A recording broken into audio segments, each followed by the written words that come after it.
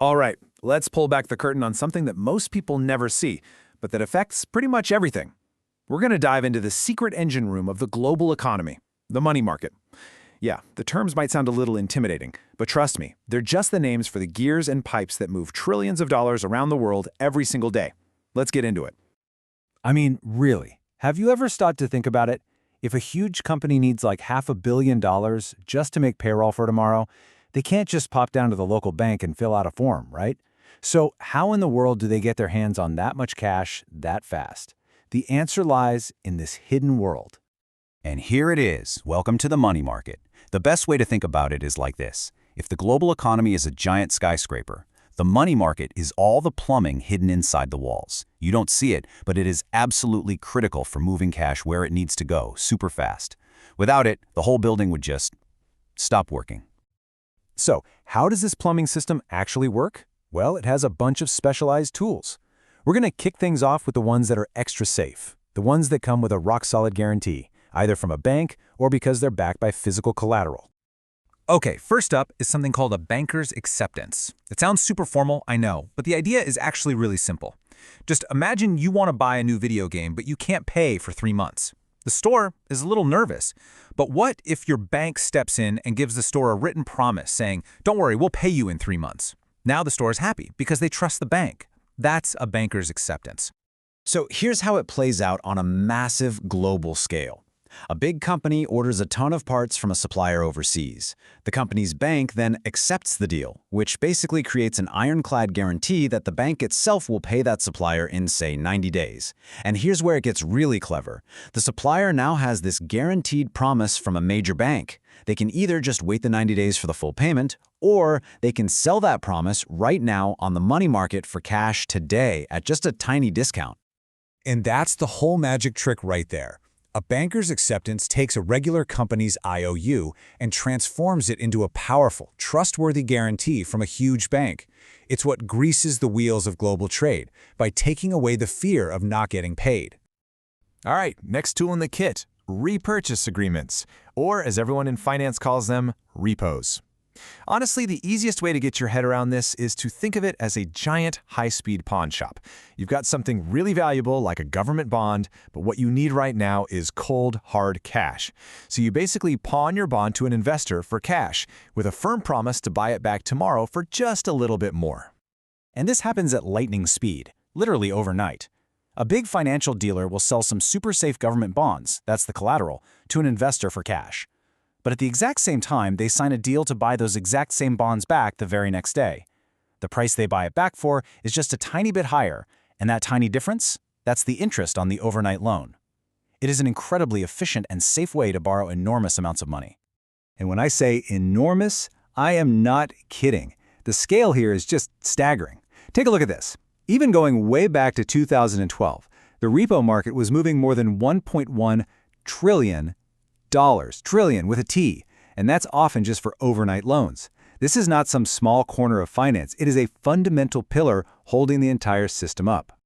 Okay, so we've seen the tools that are backed by solid guarantees and collateral. But what about lending that's just based on, well, reputation, pure trust?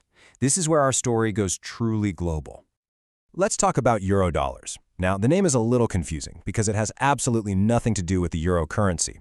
A Eurodollar is simply a regular US dollar that happens to be sitting in a bank account outside of the United States. It could be in London or Tokyo or the Cayman Islands. It's just a US dollar on a long international vacation. So, why? Why would you want your dollars living abroad? This slide nails the reason perfectly. It's all about regulations. You see, any US dollar held in an American bank has to follow the rules of the US Central Bank, the Federal Reserve. But Eurodollars, because they're physically held in other countries, get to sidestep a lot of those rules. And that often means banks can pay slightly higher interest rates on them, creating this massive, parallel universe for US currency. Now, with this giant ocean of dollars sloshing around the globe, banks needed a common benchmark, a reference point for what interest rate to charge each other. For decades, that benchmark was LIBOR, the London Interbank Offered Rate. At its core, it was supposed to be a simple average of the interest rates that big banks in London were charging each other for short-term loans. But this one little number became unbelievably powerful. And I mean, LIBOR wasn't just for bankers talking to other bankers. It became the anchor for almost everything. Your mortgage rate, your student loan, your credit card interest, complex corporate deals, trillions, and I mean trillions of dollars worth of financial contracts all over the planet were priced using this one number that was calculated in London every single day. It was literally the pulse of the financial world. Okay, let's look at one more specialized tool. And then we're going to use it to tie this all together and talk about the most fundamental concept of all, the price of money, or what we call yield. So this is a broker's call loan. It's what happens when an investor wants to buy stocks on margin. That's just a fancy way of saying they're borrowing money from their stockbroker to buy more shares.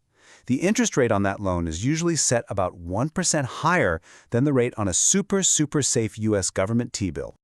And that should make you ask a question, right? Why that extra 1%? Why does a repo have one rate, and a banker's acceptance has a slightly different rate, and this broker's call loan has an even higher one? What decides how much it costs to borrow money? Well, the answer, in one simple word, is risk. This table lays it out beautifully. A U.S. Treasury bill is backed by the U.S. government, so it's considered basically risk-free. Because of that, it pays the lowest interest rate, or yield. A banker's acceptance is backed by a giant bank. Incredibly safe, but maybe not quite as safe as the entire U.S. government, so its yield is a little higher. A broker's call loan to bet on the stock market? Well, that's riskier still, so the lender demands an even higher yield to compensate them for taking that risk. So that's the bottom line. That's the key takeaway for this whole system. Yield is just the price of risk. The more risk someone thinks they're taking by lending you money, the more they're going to charge you for it. More risk, more reward. It's the one rule that governs this entire hidden world. Okay, so we've looked at all the individual pipes and valves and gadgets. Now let's zoom out one last time and see how all of this financial plumbing connects to form one massive, living system. So here it is, our money market toolbox. We've got bankers' acceptances, making global trade safer. We've got repos for super fast, secure overnight borrowing. We have the whole euro-dollar system creating a global pool for U.S. currency. And we have rates like LIBOR that act as a reference point for pretty much everything else. Each tool has a specific job, but they all work together to keep the cash flowing. Which, of course, leads to the final and most critical question of all. This whole system is built on speed and trust. But what happens when that trust vanishes? What happens when this invisible plumbing suddenly gets clogged up? The 2008 financial crisis, it started right here, in these markets. When the big banks suddenly got terrified to lend to each other, even overnight, the plumbing just froze solid. The flow of money stopped, and the entire global economy was brought to its knees. So this hidden world, it's not just a bunch of numbers and weird acronyms. It's the actual heartbeat of the modern economy. And understanding it is understanding the world we all live in today. Thanks for watching.